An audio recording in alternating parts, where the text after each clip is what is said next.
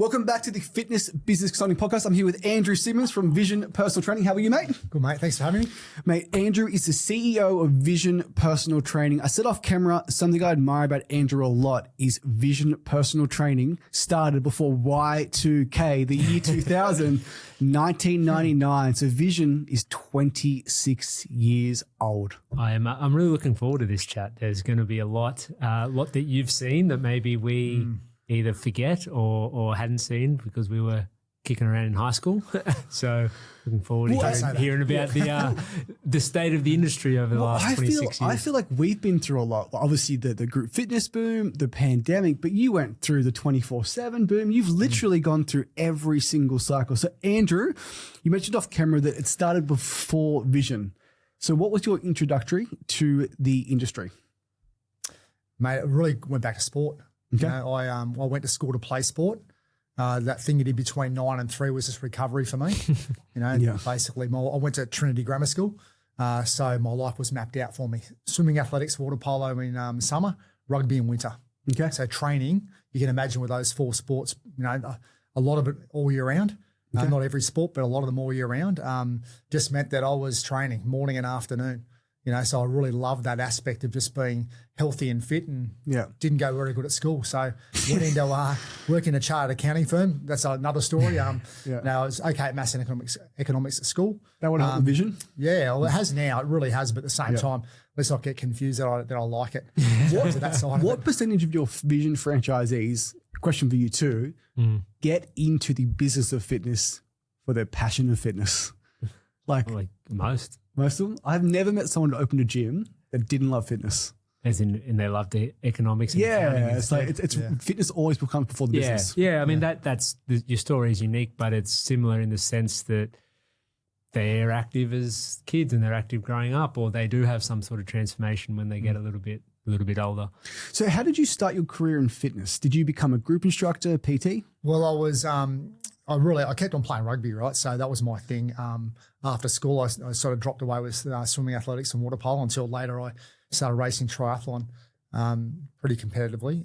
But it was really after those 2 years of being in accounting, I hated the work. I really hated it. You know, accounting degree was okay at night, but you know, I was basically driving from the Shire in Sydney. I was driving probably 45 minutes to work. Then I was driving the opposite way to Campbelltown to do an accounting degree. I was hammered. You know, and unfortunately, I lived my life on the weekends in a layback chair in a nightclub. You know, and I realised that was actually just not going to be right for me. So I went back and studied exercise science. Yeah. So I did that for 3 years. Most founders we have on here, they hated their 9 to 5 and they had to find something else and they pursued their passion. Yeah. So when you were doing the accounting and the degree and you were just having too much fun on the weekends, what was the tipping point? It was like, okay, like I can't do this for the next 40 years. I didn't like how I felt waking up on Monday. Okay. I had Monday-itis. Wednesday was hump day. I said, thank God it's Friday. You know, all that sort of stuff. And I realised. Were you still playing rugby then? Yeah.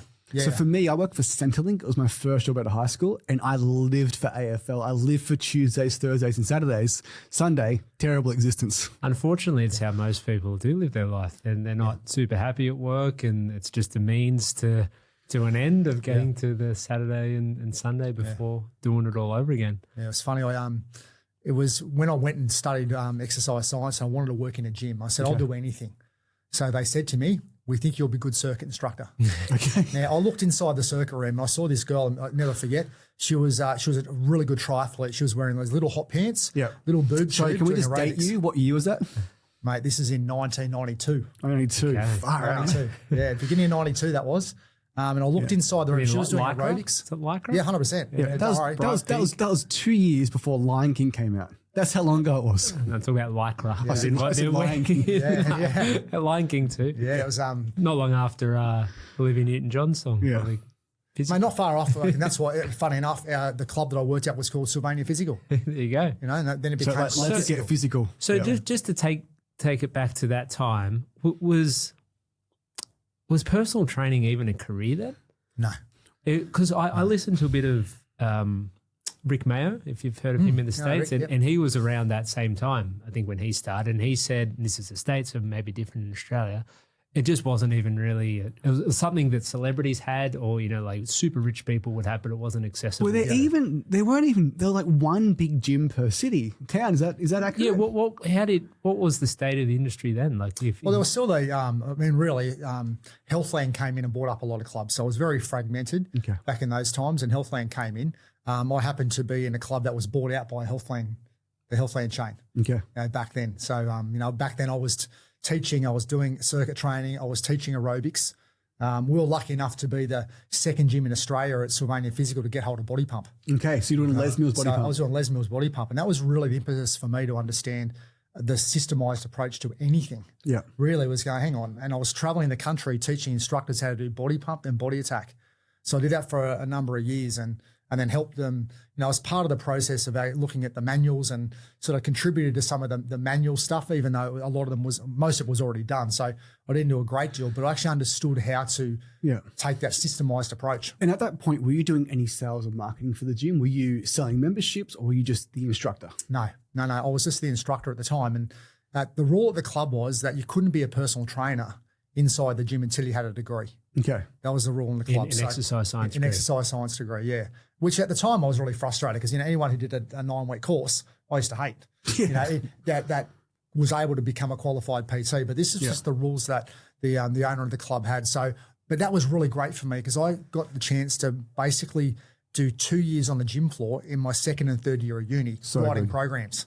Yeah. So getting that experience just gave me the. So back then, as a member of that gym, Sylvania, what was it called? Sorry, Sylvania Physical. Yeah. So would people there, everyday Joes, everyday Janes, have a personal trainer? No. So what did personal training look like? Well, there was a couple of them. I remember Adrian Heyman, God love him. He was a flight attendant, and he did a bit of part-time PT around flying. And he was basically, it was funny. He was just a charismatic guy, great guy. And I remember being frustrated because I thought, hey, I'm a better PT. I know more than he did. But he had all the clients, and I realized that it wasn't about necessarily what you knew. It was all about the personal relationship. He used to do some of the craziest exercise with his clients, but they loved him. Yeah. So I realized that it was much about understand what you're doing to the relationship you actually had to build with somebody. It's a painful experience for exercise physiologists to go through when they realize they've got PTs that are 21 with a bubbly personality that have 10 times the amount of clients they have. They're amazingly overqualified. Yeah. Because you have someone who can have clients and get them results, and they don't need to have their doctorate in, Yeah, and I think it's having lectured. Ironically, I went back and lectured for the Australian Institute of Fitness for 15 years. Oh, really? And so were you teaching PTs? Yeah. Yeah, cool. Awesome. Yeah, I did that for 15 years. Yeah, absolutely. I was teaching customer service. Must have done that session 300 times. And then another session on marketing. I did that for probably equivalent time. So, I was doing full-time, part-time at St Leonard's and Parramatta and Rockdale pretty much like 4 or 5 times a month for years. So 1992, and then a few years past, we get to 1999 when Vision started. Yeah. What got you from teaching Les Mills and aerobics to, touring Australia, it sounded like, almost, to wanting to start your own business then? Well, I realised I was told, my ex-girlfriend's father said to me once, he said, mate, when are you going to get a business rather than having a job? And he put it to me. And I said, what do you mean? I've got a business. I've got, Andrew Simmons personal training. I've got AsFit Proprietary Limited, and I was invoicing. I was lecturing at the University of New South Wales back then in anatomy, and I was doing lecturing for ACHPA, or the Australian Institute of Fitness. I was doing the Les Mills stuff, so I was invoicing. He must have been a hard man. Well, he ran he founded the Trevette Classic Car Empire. Oh, okay. So he was very successful in business, had retired, and the rest of it. So I really respected what he'd done in business. So I listened to him, and he said, well, you don't have a business because it can't operate without you. You just have a job. And unfortunately, a job for most PTs is just over broke. Yeah. Obviously the acronym, right? He said, what happens if one day, someone, you feel like an army sniper gets you in the back of the leg? It's called your Achilles tendon snaps. Yeah. And those trainers, used to say this a lot, those trainers who haven't got a lot of savings behind them but have got debts to pay, they'll quickly become broke. So just to bounce back, I've never heard that before. The acronym for job, just over broke. I've heard it a few times. It's a good one. Yeah. And I realised that's most trainers. And I realised that, hey, I've got a career here. I love being involved in the health and fitness industry, but I realised that he actually said to me, he said, so you want to have a family? And at that stage, I'm looking at marrying his daughter. And he said, so mate, when are you going to see your kids if you want to have kids? So there I am working early mornings, late nights, and weekends. Did he become a mentor to you? Absolutely, massive mentor for me in those early days. And I realised that hey, I was never going to be able to see my kids, even though I was really fulfilled with a lot of stuff that I did. Yeah. I wanted that more to be able to provide for a family like he'd done so successfully. But at the same time, still embrace this fitness career. And at that point in time, did you have the belief that I know how to run a business? I can do this? Was it like, I don't know where I'm going to start? I just had the drive. In the day, probably the thing that's been the biggest thing for me is my work ethic. Okay. That's why I always realised that even when I was at school, I wasn't the most talented athlete. And the only way I became successful in any of it was because I trained hard. So I realised I just transferred that to business. Andrew, I love quotes. Not the brightest candle, but he burns the longest. Just work ethic and just that never die attitude. And just, I will work harder than you. So where was location 1? And then how did that? Well, it was down at Caringbah. So I was fortunate. I had Jeff Jowett, who I started Vision with. He had Jeff's unique physiques. I had Andrew Simmons' personal training. Okay. We realised that we were on a path that was really similar. So we decided to merge our two businesses together. We ran a 12-week body transformation challenge based off the Body for Life book by Bill Phillips. And that was outdoors, indoors? So we were working inside at that time, it was Club Physical, which became Healthland, and then went on to become Fitness First. Okay. So we're inside that club. Okay. And we ran the challenge as well. Like we had people literally after our first challenge, we unveiled the new name Vision Personal Fitness Services back then.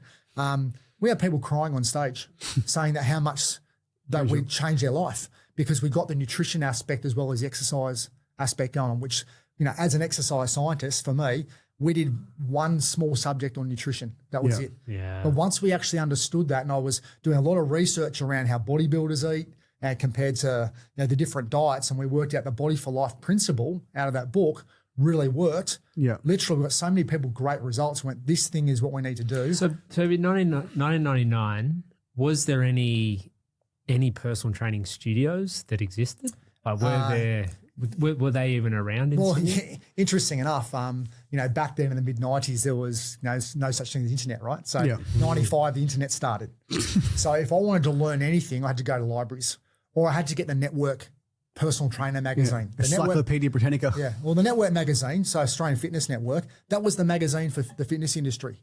And they had a little personal trainer segment inside it, which had articles about personal training. Yeah. And I read about Craig Harper from Harper's Personal Training. Yeah. And he had 3 studios in Melbourne. It was doing 1,000 sessions a week across his 3 studios. Wow. So I went, he's really got the biggest personal training network that I've ever seen in Australia. So we went down, Jeff and I went and saw him and spent a couple of days Is he a motivational speaker now? Yeah. Yeah, I've seen his stuff. It's really good. Oh, he's great. Love him. Harps is great. Yeah. Yeah. Yeah. So we were lucky just to, when I hear about people, I just like to seek them out. Yeah. And go, what are you actually doing? And Craig was one of the first mentors in PT for me to understand how to actually have a PT business. And then when we wanted a franchise, I heard about Fitness Together in America. Yeah. When I was presenting at Filex one year, a girl said to me, there's a guy in the States who has done what you want to do. He's got I think it was 120 PT studios at the time. So who was that? It was Rick Sikorsky from Fitness Together. And so literally within a month, Jeff and I are sitting in his office in Little Rock, Denver, Colorado, picking his brain about how to run these PT businesses. So why do you think some people seek mentorship and some people don't? That's a great question. I've always wondered that myself. Because it's just, we shared a story last episode where we had an amazing mentor in 2012, our first ever mentor. It was myself, Mitch, and a roommate. Mitch and I went on to open up 7 gyms and to start FBC, and the third partner, just didn't want to borrow it. I think it's sometimes it's a level of almost like arrogance that like I can't learn anything off anyone, and I'm not sure if that's what. Maybe it's a lack of curiosity. Yeah, I've always determined or deemed that we've been very curious people. Like if we I'm very curious of your story and how this has all happened, but if I see something that's working in something that I want to do, in like with our business we have now over the last few years, like I'll find everything out about them possible because it's the curiosity that I have.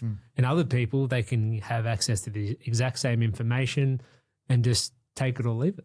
Mate, that's franchising. You think about the concept, right? You give them a model, yeah, the same opportunity, Some people absolutely kill it, Yeah. and other people don't. Okay. What is it? So I think if I was going to go back to your question around that, it's two things. It's a lack of drive or motivation. They actually don't necessarily, they have limiting beliefs inside their head. They don't give themselves permission to be successful because they believe they can't.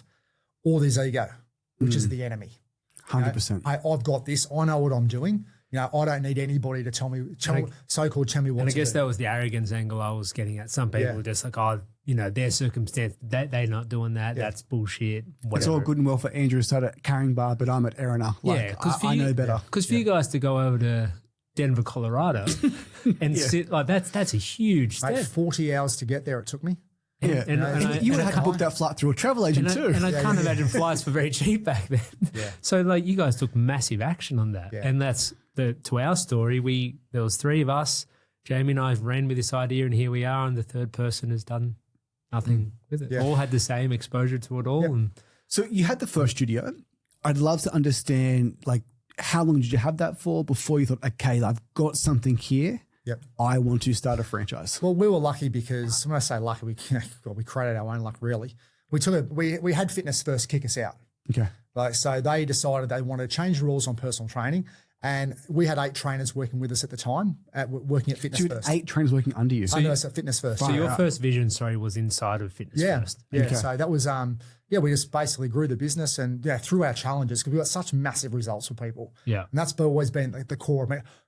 I couldn't get results for clients. We got them really fit and really strong, but couldn't change their body because it didn't focus on the nutritional aspect.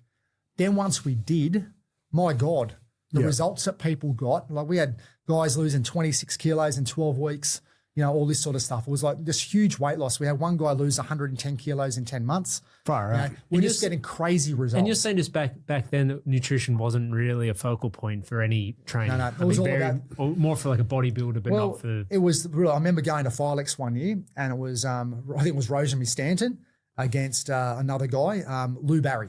And they were both talking about Lou was talking about bodybuilding diet. Yeah. Rosemary, just the high carb, low protein, low fat diet, right? Yeah. The standard food pyramid. It was a debate between the two of them. Yeah. It was really fascinating to listen to them. And I went, hang on, I've tried that down there, the high carb, low protein, low fat diet. Yeah. I know that you can get really fit, really strong from doing that, but changing your body shape needs a different approach.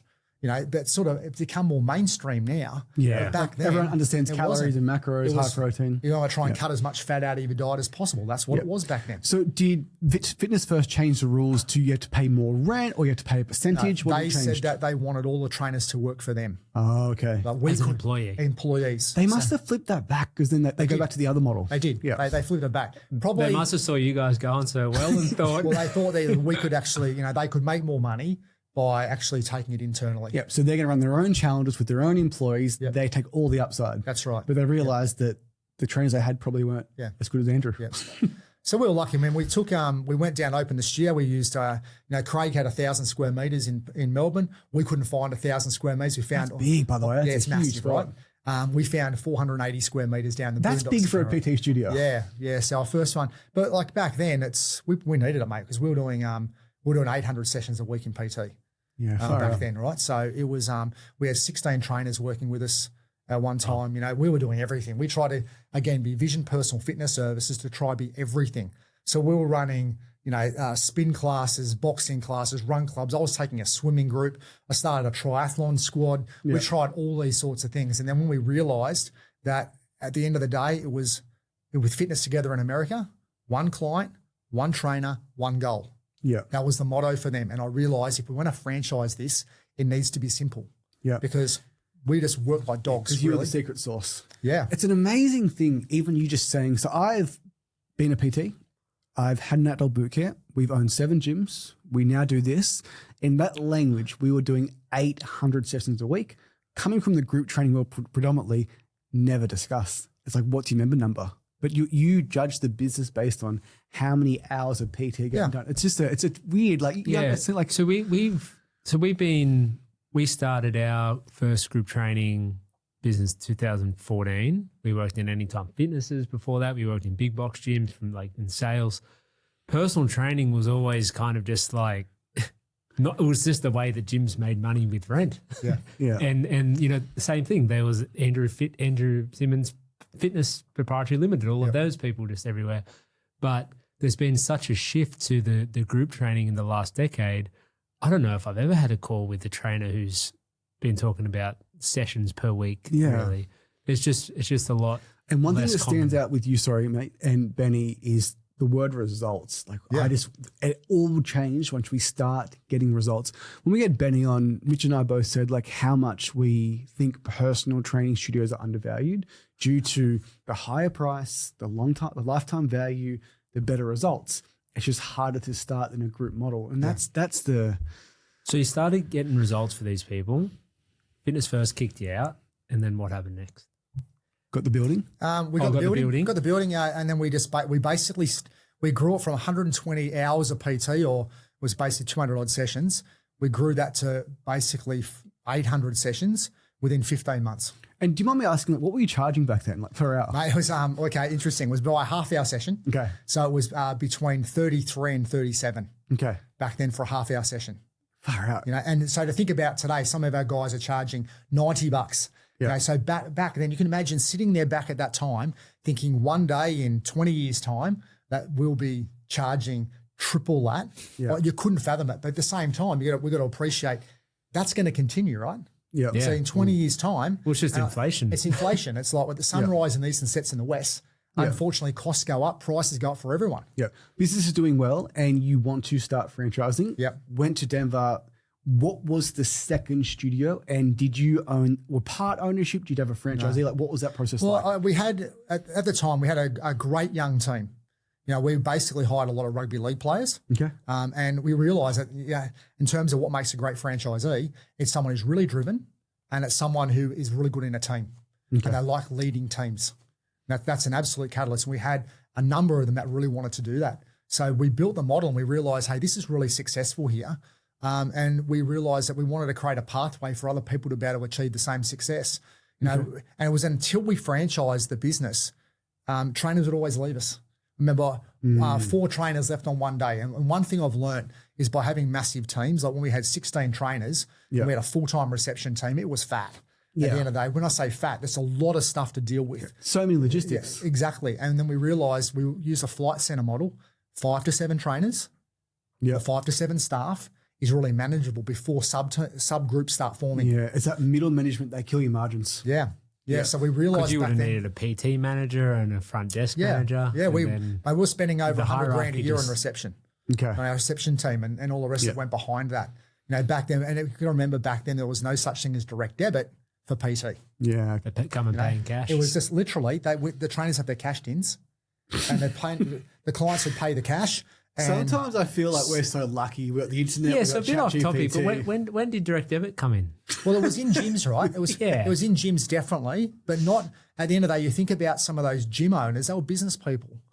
Personal training business owners were didn't exist. not business They were a bit people. behind. We started We were, that boot camp in 100%. 2014. We started outdoors. It was a 10-week boot camp, and we were a direct debit. And we may have been the first ever outdoor direct debit boot camp ever because we understood that we don't want cash. Yeah. They're going to withdraw $10 at the ATM on a cold winter morning. They're probably not coming. So when you decided to franchise, did you think about licensing at all? No, I did you go think down that I route? heard about franchising, and I was lucky to go along to a lot of Franchise Council of Australia events and realise that was the model, especially because I knew about McDonald's, I knew about what they'd done in the States. I knew franchising was the best approach, and I wanted to create a model which rewarded performers.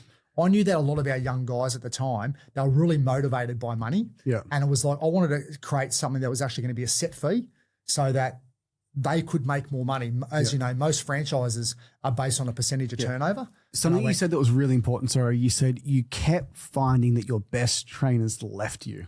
Because what's the next evolution? It is to own your own studio. That's right. Yeah, absolutely. So when I say that, there was a core group that didn't leave at the start.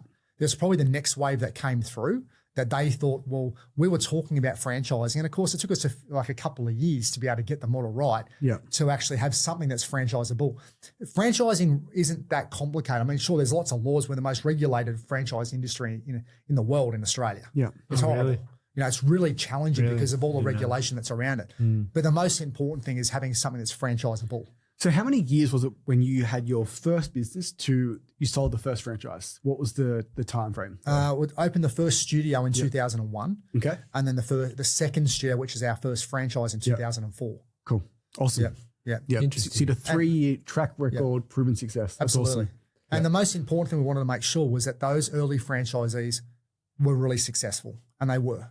So we had Randwick that was doing over 700 sessions a week. We had Bondi doing around 600. We had Mossman doing 600 as well. And Caringbah continued to do 800 sessions a week really consistently. When you're talking about rugby league players before, so they were players who had retired from the NRL? Or is that kind of what so they were looking for the next Absolutely. thing We in had their life? we had some of the fringe players that were on the verge of making first grade, but didn't quite make it. I mean, as you can imagine, it's very cutthroat, right, at that sort of level.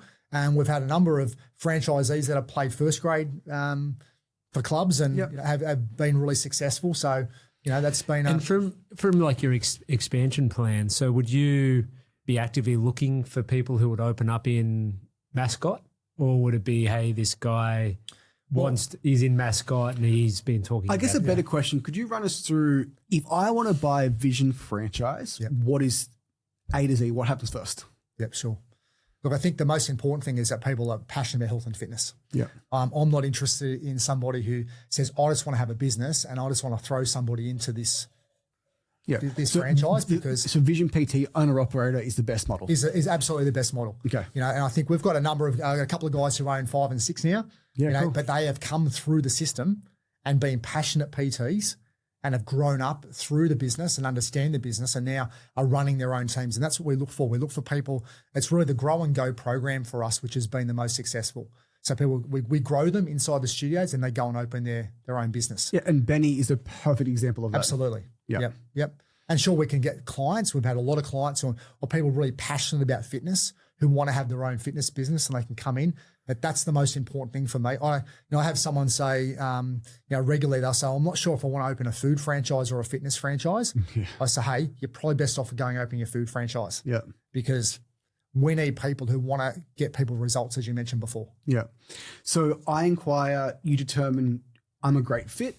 Yep. Hey, I live in Newcastle. Yep. I'd love to open up there. Do I find the spot? Do you find the spot? We work together to find the spot. Absolutely. And you have rules around rent can't be more than this. Yep. Parking has to be this. Yep. And that's like the system that you've developed over Absolutely. Yeah. 26 years. So we use a system called Gap Maps. Yep. Which actually is territory mapping software, so we can understand, what the demographics are like of an area.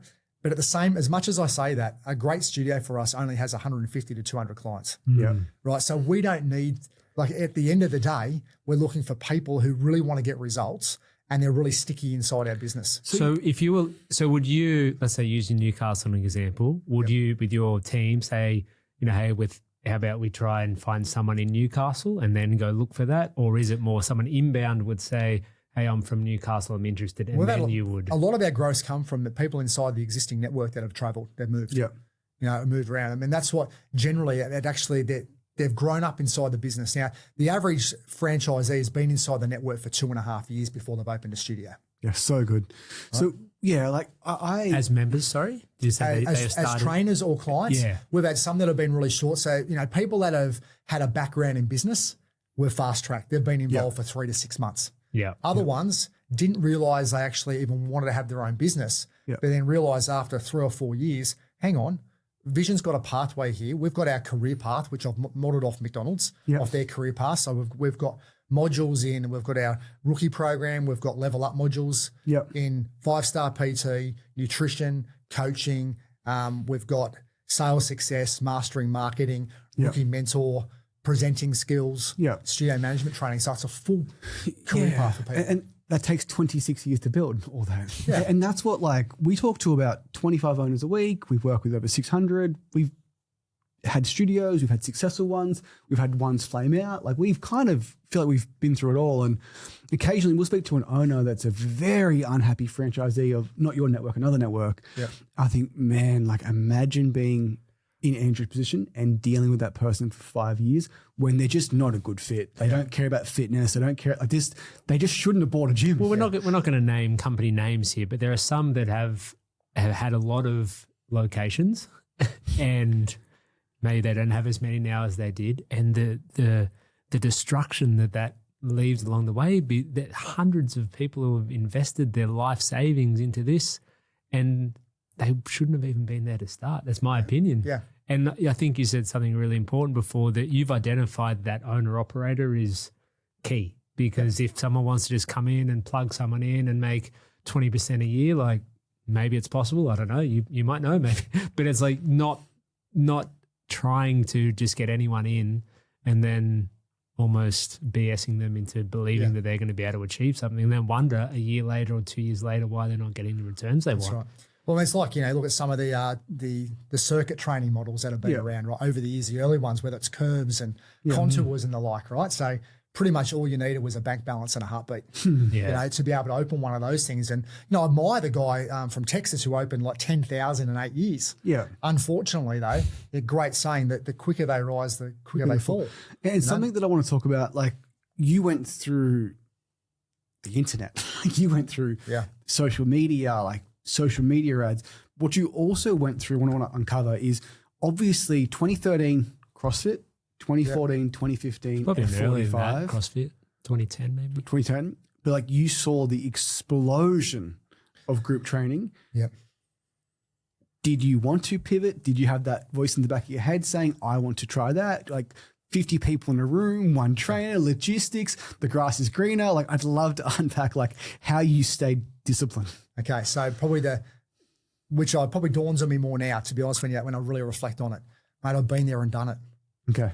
I was in Les Mills. I taught spin classes, aerobics classes, yes, in the hot pants and the little singlets. I taught that for years. I was teaching 15 classes a week, Okay. In group fitness. And the struggle for me was I saw people doing the classes and never changed their body shape. Okay. They never got results. We had great fun, but I wanted to help people make change in their life. When I worked on a gym floor, I'd write a program for somebody. They go away and do the program for 8 weeks, and they come back all excited. They've done the program. They weren't lifting any more weight. Yeah. They had not changed at all. And I got tired of actually just writing programs or training people and having people not seeing results. I wanted to help people make change. So it was almost like, well, hang on, when it all came in, I taught circuit training. I taught Les Mills, spin, the whole game of step classes. Yeah. I did the whole thing for years. And reflecting, did you think hype, they join, they won't get results, they'll leave? Yeah, I thought personal training. I mean, I remember getting told by, one sort of industry legend that personal training was dead. Well, that was our belief. Like we believe that. So from like, I'm a very logical mind, and at that when we started our group training, we're charging $30-$40 a week. This was a while ago. And we thought, why would someone pay $50, $60, $70 a session when you can get unlimited group training with a trainer there? Like, yes, it's not personal training, but it's not bad for half the price, and you can come 5 times a week. And then we had many discussions about it. Okay, personal training is going to die off. Everyone's going to join group. Because we were both fully booked PTs at the time when we started that group gym.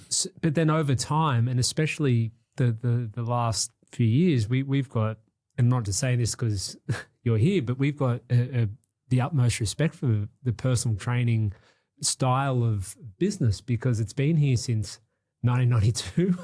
It's been what's how many 34 years? Yeah. It's not dying anytime soon. Whereas the group training, it still has, and Les Mills is different because people are paying for a gym membership and getting that for free. Yeah. But coming in and paying the $50, $60, $70 a week, like it hasn't really been proven out like personal training. And still, like Vision Personal Training still opening studios. So that has to be one thing sign. you said, you need about 150 to 200 members. Yep. So I spoke to group studio owners that have 380 members that need 420. And I'm like, if you've got 420 members and you're churning 10% a month, 42 new members every single month for 12 months for 5 years, you need to bring in 10,000 members versus the PT studio that you might have 150 members and you might churn 20. Like, because when we were PTs, said this to Benny, when I was a PT, I was invited to one of my clients' wedding. Since owning group gyms, no invitation. Because you build that connection. That's right. Yeah, and that's what I've loved about it over the years is literally that, as I say, the ability to change someone's life. I mean, that's what our whole how our mission statement is we build communities, transforming people's lives. Yeah, we got that there. That's been part of what we've actually wanted to do. And the community aspect for us has been really important. But I think the industry's done a great job in helping people who are already fit and already motivated. And we've done a really ordinary job of looking after people who aren't motivated. Which is the biggest market too. And that's 100%. So like you think about the market share. I mean, when I first started, I think it was 38% of the adult population was overweight or obese. Now it's in the mid-60s. Yeah. It's got worse, even though there are more course providers, more PTs or fitness professionals, and more gyms than ever before. Yeah. We're fatter, sicker, and weaker than ever before. Right. So we're trying to target the people who really need our help and need the accountability and want the motivation of a trainer. So that's a bit of a gripe that we both have. And when we've worked with some visions now, and you guys are very aligned with our thoughts around marketing of you trying to get people off the couch or people who are too nervous or too apprehensive or too intimidated to go to somewhere else. Some owners we work with, we're talking on our calls and we're saying, hey, we want to market these type of people. Think over 40s, corporates, time poor, 2 half-hour sessions a week. Yeah, people who haven't, they're not that fit anymore. They might have a bung knee. They don't have a hell of a lot of time. They need something that's low impact. And they're like, oh, we can't do that. Our programming's for people in their 20s who can, who can do box jumps and overhead squats. Yeah. And it's like, well, this is going to be very hard to market. Yeah. So I grew up in what became a Fitness First club, right? Yeah. I remember when I was taken, we had I think it was Filex in Melbourne. And I remember they'd actually just launched their new club, and the CEO at the time said to me, hey, come and check out our new facility in Melbourne, in the centre of Melbourne. I walked in there and I was intimidated because I looked at all these different machines and I'm going, far out, what do you do? And I thought, if I've been involved in the industry for, at that time, probably 15 years, imagine what the average person's going to think. You want to share your experience? Because we actually bought a studio in 2019 and Mitch went there to train earlier. Yeah, so I especially back then, I was pretty fit, pretty strong. We bought this functional training studio, group training gym, and I went in there to meet with the owner and just to take a class with his members. And I went in there and there was about 10 other people there and I was really nervous.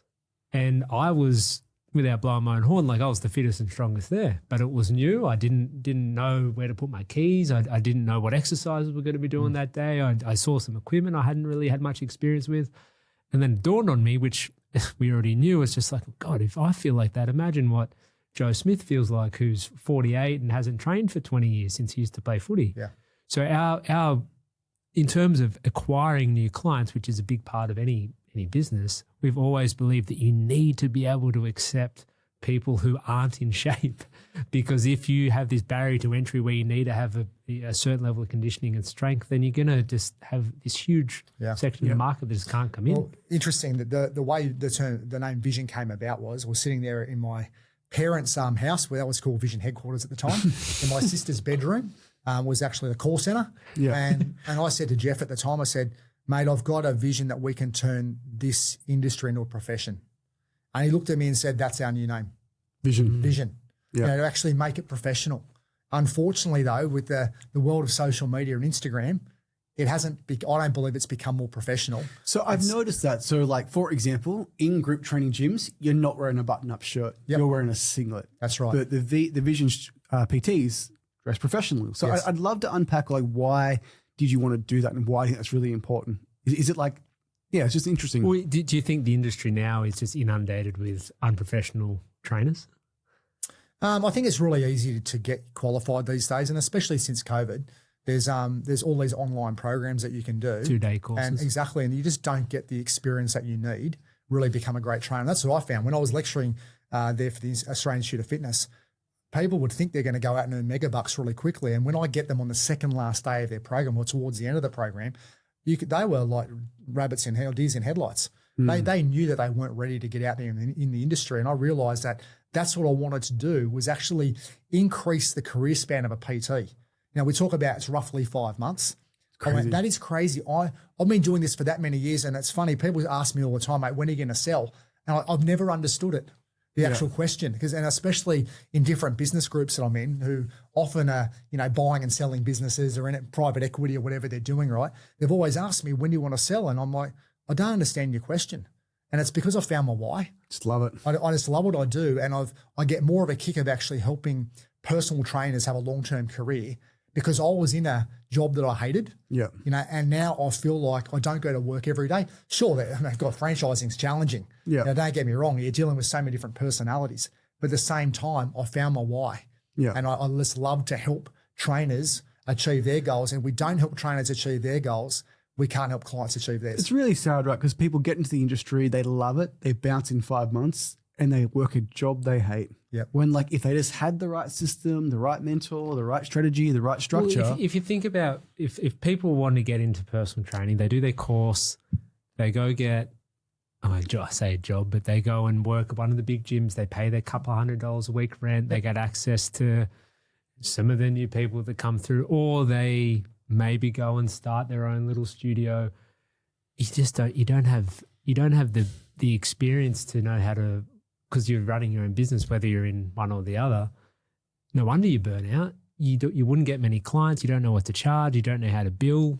You don't know how to program properly, and then you make no money and you move on. Yeah. One of the saddest things I see, Andrew, is people jump on a call with me. We help them with their pre-sale for their ads, their sales calls, and they tell me what their rent is. And in the back of my mind, I'm thinking, you're dead on arrival. Like you are never, ever going to make that business work because it's in the wrong area, you're paying the wrong rent. And just like, if you spoke to the right person who said, hey, like this is the size that you need, this is the rent you should pay. You can get a 3-month rent free. Like just those little, like it's just people undervalue just how important that startup is, which is why franchises are attractive. And we see people that people get in the industry, they love it, right? They've gone through some sort of transformation themselves or grown up playing sport and they want to help people and they think it's cool walking around a gym or that, all those normal things. But then they grow to hate it. Yeah. Because they're up at 4 o'clock in the morning. They do their session. The next one, no shows. They got no one for the rest of the day. They come back in at 6 o'clock. They're 15 minutes late and then they've made $100 for the day. Yeah. And then they wonder why they start to dislike it and resent it. So I think and that was back to Ben Hack, however many years ago. Like that was our first exposure to it. But even back then I saw, okay, this is a bit more professionalized than what the normal experience is for a trainer. Yeah, that's right. So do you guys put a big emphasis on, I guess, getting new trainers into your network even absolutely. now? I mean, it's definitely more challenging now that most of the courses are online and we had the advantage for so many years of presenting to so many students every single year. Yeah. And but finding good trainers I think it's more challenging than finding the clients, to be honest, and actually being able to pull people through and help them have a great career. I mean, our average career span at Vision's it's about 2.5 to 3 years, right? So we're like 5 times the average. My goal was to 10x it. Okay. We think about what Vern Arnish talks about in scaling up. Yeah. What can you 10x? I wholeheartedly believe that we can 10x the industry average in terms of trainer retention just through our career path. Yeah, and each trainer are managing 100 sessions, and that's crucial to your business that they are growing as a person. And we want trainers to be able to focus on what they're good at. And that is they want to help people. So we've written our own software system. So we're in Boss, Vision Operating System. Yeah, we're in the middle of a complete overhaul. So we're more than $2 million in to the new build. But we think that's actually crucial, right? It's crucial to be able to invest in that tech. Rather than trying to pull, what I did early on, I had to go to a hairdressing software system because that was the one-on-one appointment based, right? Because all the software was built around gyms and membership. So we tried a couple of different hairdressing ones. We couldn't update it, so we bit the bullet. And then we've got a guy's been with us for basically the last 20 years, and he's helped to actually develop it. But it's got to the stage now where technology's new, so we've had to go and rebuild the whole thing. But we've got the full CRM system that's great for personal training businesses, all the way from working with a client via My Vision, so they log their food and exercise, which plugs into the CRM. And then doing all the reporting. Before and after photos, everything. The whole thing. Yeah, cool. I can tell this still lights you up. Yeah. 26 years later. Yeah, absolutely. It's like, it's 25, that's a long time. It's amazing. And the recurring point of your discussion is that it's client first. And if they're getting results, then everything else almost takes care of itself. I really love seeing trainers achieve their dreams. Okay. That's what I want to inspire people. My why is to inspire people to achieve what they never dreamed possible. I feel like that's what I've been able to do. Like I never thought that we get to this stage. I never thought that, live in a great house. I've got 4 great kids, beautiful wife, a couple of dogs. I've got my son turned 18 today. Oh, He's our third. What are you here for? Yeah. Out with him tonight, which would be great, good. and he's got a party on the weekend. But I've got great kids, and funny enough, I've been able to spend the time with them that I want to spend with them through actually building what I built. Yeah. So I can go and take them to sport in the mornings. I can take them to sport in the afternoon. I'm a full-fledged dance dad. Yeah. I've got three daughters who dance, right? So I can go to the Estedfords. I can go and pick them up.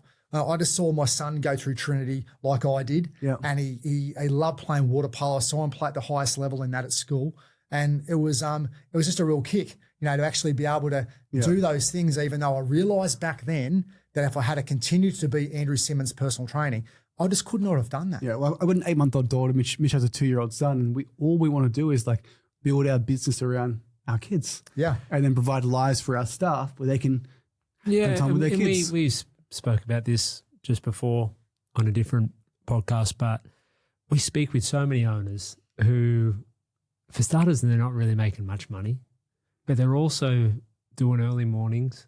They're doing it, and this is group training for the majority, but this would be the same for PTs because that's when, mainly sessions, early, late. They've got some time off through the day where they're catching up on other stuff. They've got no work-life balance because they're really at the they're at the demand of their clients that they're trying to get, and then they end up just putting that on repeat, barely making enough money to pay their bills, and they can't afford to have staff members to take some work off their plate, and then they're stuck. And then they get divorced. And it's serious. And they'll have personal problems because of it, breaks up marriages and breaks up families, and then they leave the industry and go and get a job in the mines because what else are they going to do? I think it goes back to the idea before that you said about having mentors. I've been really lucky. I had Kerry and Rowena McAvoy for so long in my life. They really mentored me. Whether I had Steve Jensen taught me how to sell. Yeah, I've had Steve on the podcast. He's great. Mate, Steve, seriously, he was the guy who actually helped us. Mate, we were a pay-as-you-go PT business until Steve taught me how to sell. And then I put 7 of our team at Caringbah, through that process, and a couple of franchisees at the time, through the course there with Steve. And that was the thing where he taught us how, like Rick gave us the idea from the States. At Fitness Together, they either sell 50, 100, and 200 session packages at a time. Yeah. We were a pay-as-you-go business. Yeah. I was wondering why. Like at the end, Jeff left. Jeff left because we weren't making any money. We were National PT Business of the Year in 2004. Yeah. And not making any money. Interesting. When we lived in Canada in 2012, and we were selling PT packs for 75 sessions. Even 2012 in Australia, selling packs wasn't even a thing. It was literally 60 an hour. Pay me when you get here. It was we weren't selling diagnostically. Yeah, they were a bit ahead of things over there. So we really did that well from about 2004 and 5. We really doubled down on that. We're only selling really 6 and 12-month programs. So good. That's what we've been built on. Now, it's funny. People get all scared. I remember Virgin came in, no contracts, and it scared a lot of our franchisees thinking, we can't sell contracts. But the ones who are doing it well and understand how to sell properly to the right client. I mean, I talk about the idea of selling for retention. Yeah. The idea of, people not selling contracts means that they then put the emphasis on their trainers to retain the client. Yeah. Your retention process starts in the sales process. Yeah. It is the long-term goal, is uncovering their why, is committing to their goals. It's good expectations. This is going to take X number of months. Yeah.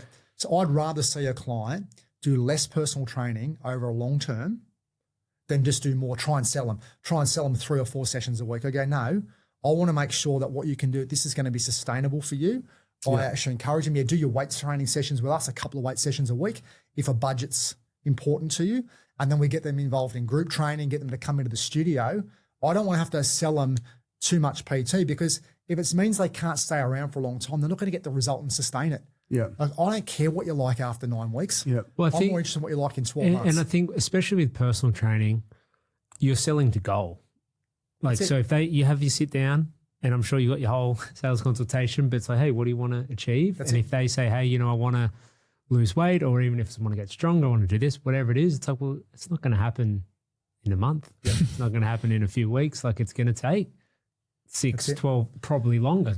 Like, so it's like, if the core of your business is, okay, we need to do what we need to help the customer, then you need to have that agreement in place. Otherwise, they are just going to fly in and fly out. I think too many people see clients as being the dollar sign rather than thinking, now what's best for this client? What services can I provide that's going to help them sustain their result long term? And when I see our franchisees focus on that, they're the ones that do the best. The thing is, Andrew, two things can be true at once. Contracts can be great for your business and also great for the consumer. Totally. And a lot of gym owners we talk to, they are so scared of selling a long-term program or a contract because they would never do a contract. But you are not them. You are the fit person for the last 30 years. This person needs the accountability. They need the structure. I've had people say thank you for holding me to the contract because they would have given up on themselves yet again. Yeah. Now, when it's not if someone's going to become demotivated, it's just when. Yeah. They're going to go. It's just relapse, right? It's a normal part of the change process. Yeah. So if someone's inside a contract and I know what their goal is, what they want to try and achieve, then I'll hold them to that for their benefit. Yeah. Because they came to us in the first place. And if you for a sell reason. ethically and they're aware 100%. of it. A huge part of why, and I don't need to tell you this, but a huge part of why personal training is successful is because you have accountability. Yep. Whereas group training is not as much. I say that's the number one responsibility of a trainer is accountability. Yeah. So if it would be, you wouldn't be doing your due diligence as a trainer if you weren't having them on a longer term plan. Yep. Because then you're just really not holding them accountable because you're saying, hey, this is going to take 6 months or 9 months or 12 months. So therefore, this is how long it also works best for agreement the is. trainers too. Of course. Because they're going to have clients going to be there. They can build a relationship. They can work with people because, most trainers out there are they're either employed on a casual basis or even if you're a contractor, and you basically your hours change all the time. We like to look through things like that as like a win-win-win. So the client wins because they have someone who's looking up, they've got a plan that's mapped out for them for X amount of months. The trainer wins because they've got a client for that many months. They can build a relationship, more likely to have them continue. And then the company wins for obvious reasons. So if you have all three of those parties that are winning, then it's a good decision. Yeah. Benny mentioned the 8-month tipping point for you guys in terms of if someone is going to drop out of vision, it typically happens around the 8-month point. But if they make month 9, they stay forever. So how do you make sure that you get your clients how do you keep them? So hang on, just thinking, what do you do to ensure they stay for a long period of time? Outside of obviously the results, is it text, is it calls, if they miss a session, what's your process? It's just, again, accountability is the most important thing. It's ongoing goal setting. Yeah. Now, the most important thing is that it's about, okay, you've achieved your goal. So just say, often it's around fat loss, right? People want to lose weight. Yeah. That's the primary reason why someone comes to vision. But what do we do to actually help them sustain it? It can't just be about weight loss because people get tired of it. And it's not sustainable over long term. So we start thinking about secondary goals and third goals during the sales process to actually help them sustain it. So it's about trying to get them involved in something else. Like we often use, whether it's little fitness events, big or small, start them off small. I mean, I proudly can say that I've turned people into Ironman triathletes when they couldn't even ride a bike. What is your longest vision member of all time? Do you know? Yeah, Beck. How long? I started training Beck. I think it was around. It's going to have to go back to maybe 1999, and she's still at Caringbah. 26 years. Yeah, absolutely. A lifetime value would be $100,000. Yeah, absolutely. Part of her. She says she knows that she needs it. Yeah, she's basically been part of the furniture down there for so long, but she needs it. And again, I just think a lot of trainers have the wrong perception of their clients. They need you versus the person who's already fit. Yeah. The person who doesn't need the accountability. And that comes back to the whole direction of your marketing, like you were saying before, because if you're trying to appeal to a 20-something-year-old guy or girl who is already pretty fit and strong and maybe they're wanting to do a bit of CrossFit and a bit of Pilates and a bit of boxing, of course, they're not going to stick around for very long. So, now, coming from a big box gym, right? You probably remember the show Cheers. Yep. Yeah. TV show. I get goosebumps when I hear the theme song. You want to go where people go. People are all the same. Yeah. You want to go where everyone knows your name. So good. Right. Now, I remember when I was working in the big gym, the way I got accepted to be an aerobics instructor was I said hello to people by name before I swiped their card at reception. Okay. Now, I'd fallen off many aerobic stage, right? But I got accepted because I knew everybody. And that was the key. Whereas I used to coordinate an aerobics timetable, and when you get the new instructor come into number one studio, you're like throwing a lamb to a slaughter if they don't know you. But when they know you and they accept you, all your shortcomings, I have plenty of shortcomings, don't worry, in aerobics. Yeah. But that's what I wanted to create. I wanted to create the cheers environment. And so small friendly studios where everyone knows your name is our number one. Yeah. That's the number one USP of Vision. Yeah. So that, that's why we have 150 to 200 clients. Yeah. Because we want to make sure everybody feels like they're connected, and Vision is the third place for them. Love that third place. Yeah. That's absolutely key. And when I was younger, right, I had work, I had friends, and I had AFL as my third place. But now I'm late 30s. I'm looking for the third place. I want that place to go where everyone knows my name. You mentioned before the qualities in a good franchisee is work ethic and thrives in a team environment. Yep. What is the worst quality in a franchisee? Like, who don't you want to buy Vision? Forget about the owner, operator, investor. What are some of the traits you've seen in the past where like, probably not a good idea? Red flag. Red flag. It's a good one. People playing below the line. Can you expand on that? Yeah. So you can either play above the line or below the line, right? So blame, excuses, denial is below the line. Ownership, accountability, responsibility is above the line. I always thought, see, you mentioned earlier on about where PT started. We've got that thing called the 8 R's at Vision to success. First of all, you need to be a great role model. You need to be your own superhero. Yeah. See, to me, back when I first started, a PT was either a retired bodybuilder or an elite athlete who retired. And now they'd been there and done it, and they wanted to contribute back and help the next generation. See, back in Gold's Gym in Venice Beach, California, there was a Charles Glass, great bodybuilder back in the time. He got smart one day and said, "Oh, mate, you want my advice? That's cool. Now you can pay me." Yeah.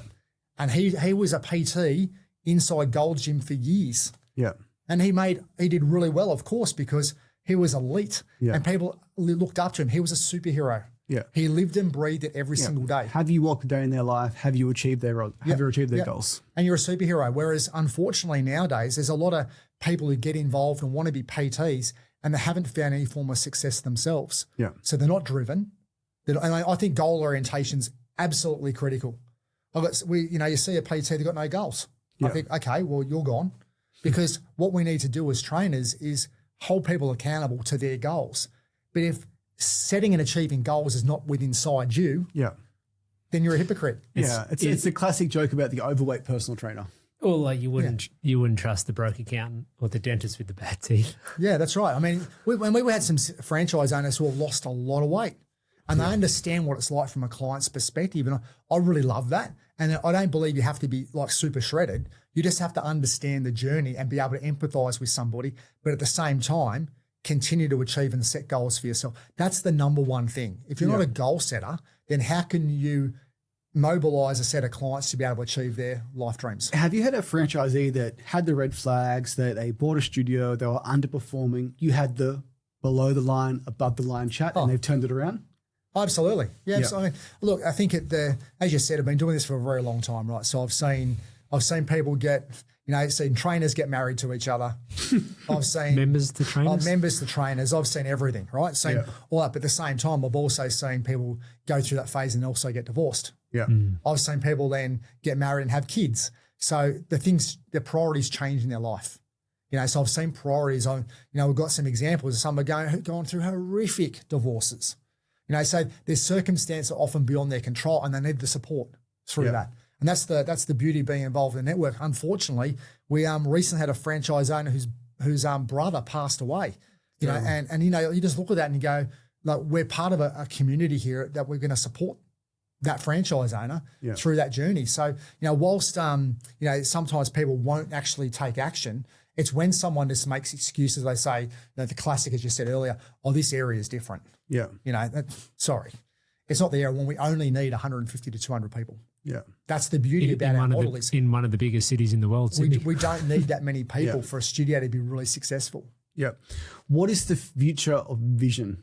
You've got 50 studios now. Yep. Is a goal of yours to have 100, or is it to just make these 50 studios as strong as possible? How do you see the next Because you're not selling the business. How to see the next 26 years. Yeah, look, I mean, the most important thing is, I mean, it's the quality of service, right, and the development of people. If I focus on process, the outcome will take care of itself. And that's the most important thing. We really, early days, we didn't spend any money on external marketing. Now, to grow up in the first 40-odd studios, there was no money spent. I realised I just followed the 8 Rs. Yeah. I was a role model in my business. I built great rapport with my trainers who became franchise owners. They got great results. As a result of that, we built a great reputation. We retained them. They became raving fans. We got referrals through their trainers, and that's what makes the revenue. I should have wrote that down. Yeah, the 8 Rs. The 8 Rs to success. I could speak, I do a session for about 3 hours on it, on each of the Rs, right? But that's the key to it, right? So if you focus on just getting great results for your people and ensure that actually happens. Now, of course, there's the 80-20 rule at the same time. Yeah. You know, so spend 80% of your time with the top 20%. It's a great reminder for us, right? Because like we love marketing, we love sales, we love acquisition, we love funnels, landing pages, ManyChat, lead forms, websites, pixels. But at the end of the day, if they're not staying, your business isn't going to work. Just focus on getting massive results. No matter what stage you're at, whoever you're dealing with, if you're working as a manager, help your trainers get great results. Make sure your trainers get clients great results, and it works up the chain. So that's been the actual focus. And at the end of the day, really where it should come from is through referral. Yeah. I reckon Zuckerberg's got enough money. Yeah. Right? Why not reward your trainers and your clients for referrals? Yeah. And focus on giving them the Before we money. wrap up, I think it would be funny to go through some of the different marketing things you maybe have tried in the last 26 years in terms of like letterbox drops, car bombs, radio, maybe some of these things that no one would ever do anymore. What are some? I think that's where we've gone wrong, to be honest. Everyone, I use the example. People will throw money into Meta, and it's like, for me, it's like for most of them, because they don't have anything set up properly, or they don't know how to. They don't even realise they haven't got it set up properly. It's like playing the pokies. Yeah. And I used to go, pull the handle for the pokies. So you don't do that anymore. You press the button. Yeah. Right. But that's what it's like, right? You're just hoping, hidden hope. Whereas if you go back to grassroots, you help a client get a great result. You're out there, you become the king and queen of your community, and people know that you're there for the right reason, rather than trying to say, hey, we need 10 men. Yeah. 10 men in this area. And you see businesses doing that everywhere, marketing to the different, whether it's the 24/7 gym, the group training business, the personal training business, marketing all the same way. Where's your point of difference? Yeah. I go back to, we focus on helping people achieve massive results. And I think our biggest USP has always been our results guarantee. We guarantee your investment with a simple promise. Follow your program 100% for the first 9 weeks.